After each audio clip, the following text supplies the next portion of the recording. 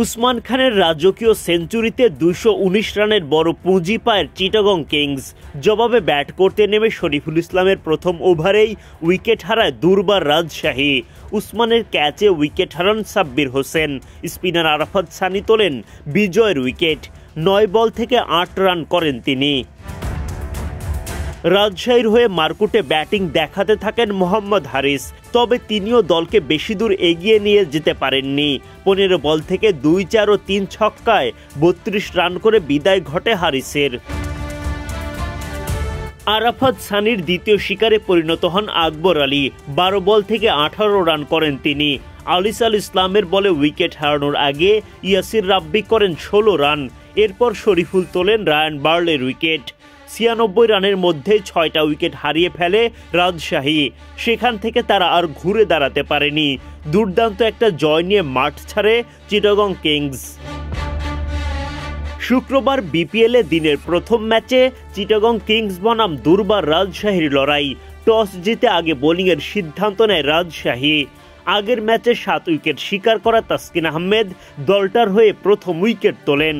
তাসকিনের বলে সাব্বির হোসেনের হাতে ক্যাচ দিয়ে বিদায় ঘণ্টা বাজে পারভেজ ইমনের।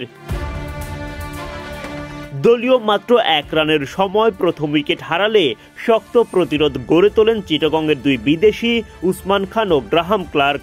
এই ২ তারকা মিলে দিশেহারা করে ফেলেন রাজশাহীর বোলারদের। মাত্র ২১ বল থেকে মারকুটে 50 আদায় উসমানের। 50 পূরণের পর আরও চড়াও হতে শুরু করেন এই পাকিস্তানি ব্যাটার। মাত্র ৯ ওভারের মধ্যেই দলীয় শতক পার করে চিটাগং। রাজশাহীর বোলারদের কপালে তখন চিন্তার ভাঁজ। ক্লার্ক ও উসমানের ১২০ রানের রাজকীয় জুটি ভাঙে সোহাগ গাজীর ভেলকিতে। গাজীর বলে ছক্কা হাঁকাতে যান ক্লার্ক, তবে সীমানা পার করতে পারেননি। তার আগেই ধরা পড়েন হাসান মুরাদের হাতে। ২৫ বল থেকে ৫, ৪ ও ২ ছক্কায় ৪০ রান করে বিদায় নেন এই ইংলিশ তারকা। ক্লার্ক বিদায় নিলেও উসমান খানের তাণ্ডব চলতে থাকে। সোহাগ গাজীর একটা বলে জোরালো শট খেলতে গেলে ব্যাটের কানায় লেগে ক্যাচের সুযোগ তৈরি হয়। তখন রাজশাহীর ২ ফিল্ডার সাব্বির হোসেন ও শফিউল ইসলাম সেই ক্যাচ নিতে গিয়ে নিজেদের মধ্যে সংঘর্ষ বাঁধিয়ে ফেলেন। মাথায় আঘাত পাওয়া সাব্বিরকে চলে যেতে হয় মাঠের বাইরে। সব বাধা জয় করে শেষ পর্যন্ত সেঞ্চুরি তুলে নেন উসমান। মাত্র ৪৮ বল থেকে ব্যক্তিগত শতক পূরণ করেন এই পাকিস্তানি। চলতি বিপিএল দেখল প্রথম ব্যক্তিগত শতক। ডাগ আউট থেকে সতীর্থ, কোচ, ম্যানেজমেন্ট সদস্য সবার পক্ষ থেকে বাহবা পান উসমান। পার্টনার মোহাম্মদ মিঠুনকে বুকে জড়িয়ে সারেন উদযাপন।